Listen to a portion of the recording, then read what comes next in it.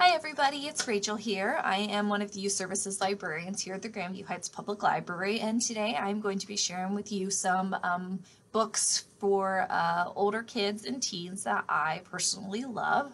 So let's dive in.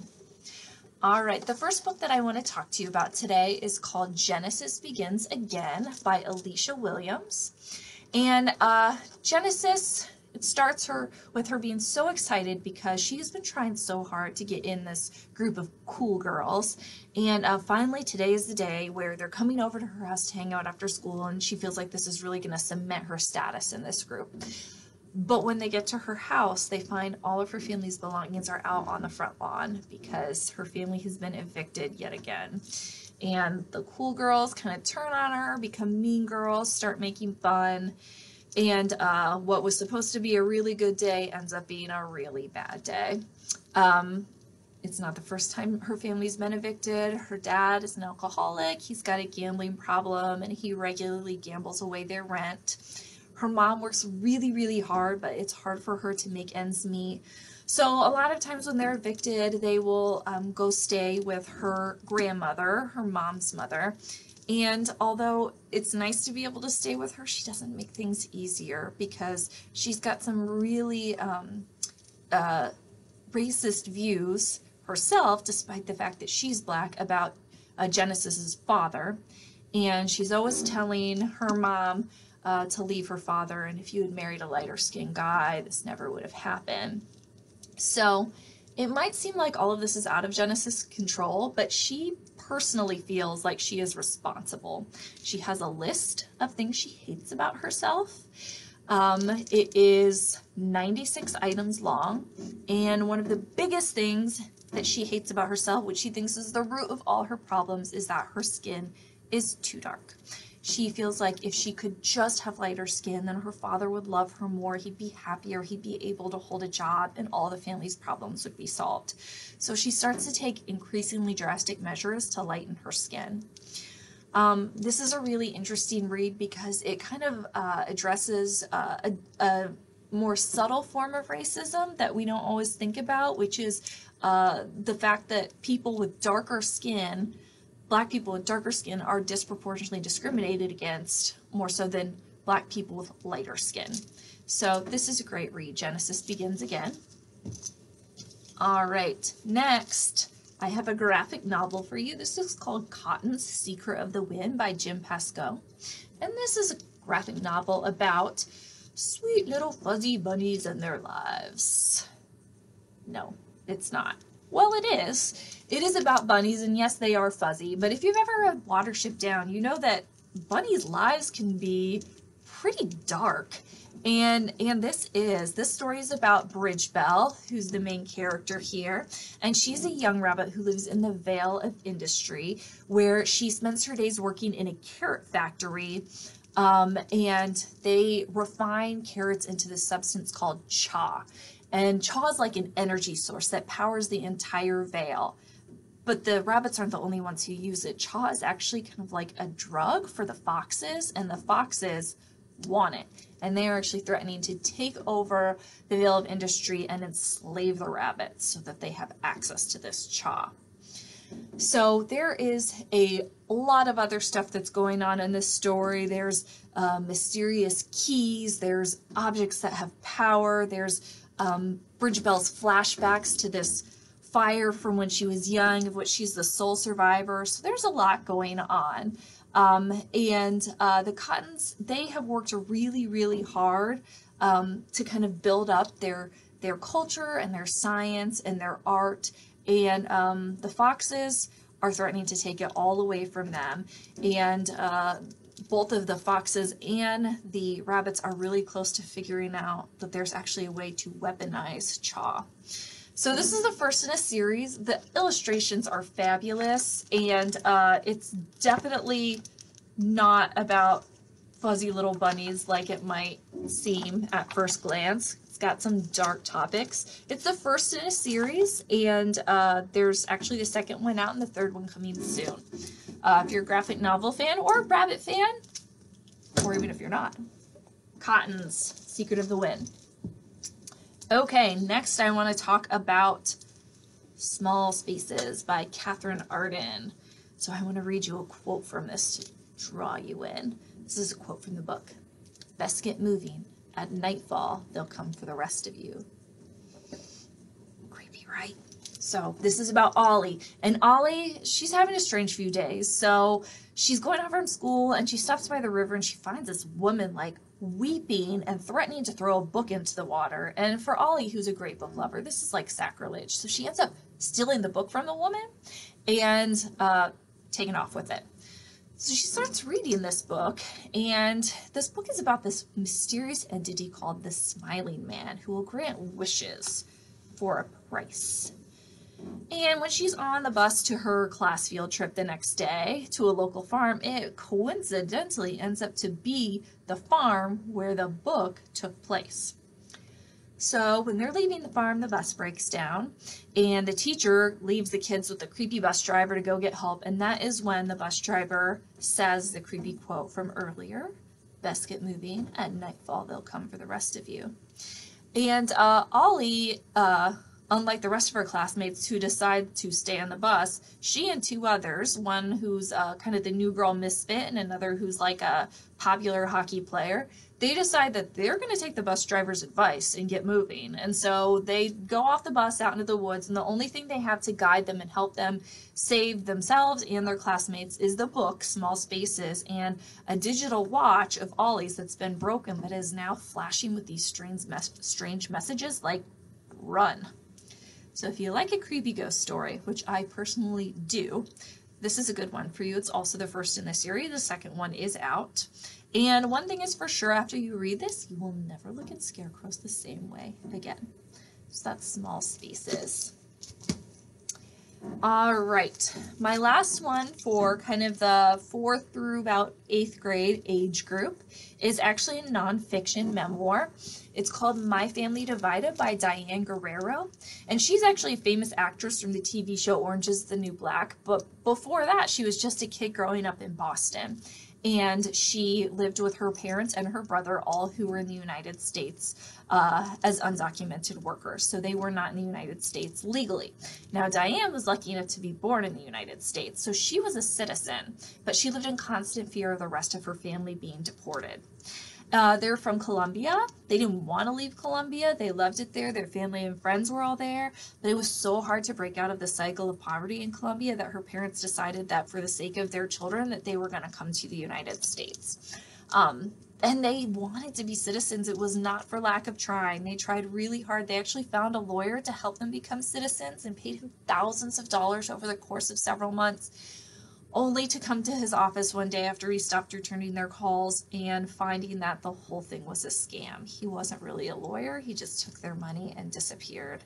And they couldn't even report it to the police because they couldn't reveal their undocumented status. So it was a really hard life, but they were making it work. You know, they were struggling, but they were making it work until one day when Diane came home and her worst nightmare came true. Her parents were gone. They had both been arrested and deported. And not one government agency followed up to make sure Diane, who is a U.S. citizen, had shelter, had food, had any kind of care. She just kind of was thrown to the woods.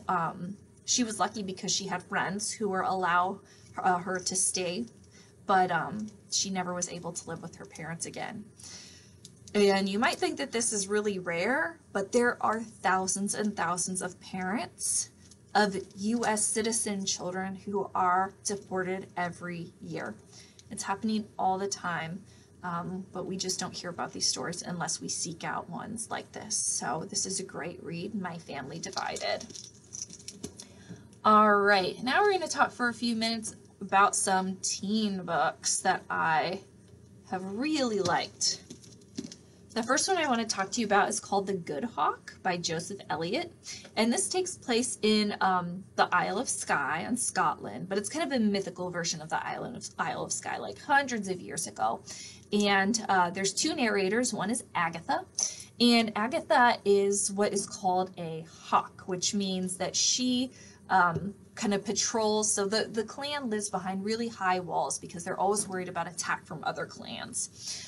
So Agatha is one of those people who patrols the walls and watches out for enemies, and she takes a lot of pride in this job, although there's a lot of people who say that she was just given that job to keep her out of trouble, because Agatha is different from everyone else in her clan. She looks different, she thinks differently, she was just born that way, and although it's never explicitly stated, it's implied that Agatha has Down syndrome. So definitely a different perspective than what you're used to getting from most teen fiction, right? So our other narrator is Jamie, who is an angler, which is a fisherman. And Jamie hates being an angler, but they're not given a choice what they want to do. The elders decree what everyone has to do. And Jamie, he would never stand up for himself because he's really kind of timid and anxious and nervous. So their stories come together when their clan is actually attacked, and everyone in their clan is either killed or kidnapped and enslaved, and Jamie and Agatha team up to go rescue their clan. So you have this misfit girl who's stubborn and kind of too brave for her own good, and this really kind of worried, anxious boy who are gonna team up together and try and save the day. So it's the first in a series, and it's just a really fun book. It's different. It's got a lot of magic in there as well. So The Good Hawk, highly recommend. All right. This Is Where It Ends is my next one by Marika Nijkamp. I would recommend this more for older teens, grades 9 through 12. Let me read you the book jacket. 10 a.m. The principal of Opportunity High School finishes her speech, welcoming the entire student body to a new semester, encouraging them to excel and achieve. 10:02 a.m. The students give up to leave the auditorium for their next class. 10:03 a.m. The auditorium doors won't open. 10:05 a.m. Someone starts shooting. So, this is a book about a school shooting. It takes place during the course of the hour that the shooting is happening. And there's 4 different narrators, all who have ties to Tyler, who is the shooter. So anyways, public service announcement just about choosing a book that's right for you. So this book is really violent and upsetting, and that's not right for everyone. Usually I don't like violent, upsetting stuff. For something like this, I felt like this is such a relevant topic. I mean, you guys are experiencing lockdown drills, school shootings, they're just part of our lives now. So I felt like this was still an important read. However, you know, if you're uncomfortable to the point when you're reading not just this but anything, to the point where it's not helpful for you, stop reading. You don't have to keep reading. No one's gonna care, I promise. Life's too short, right?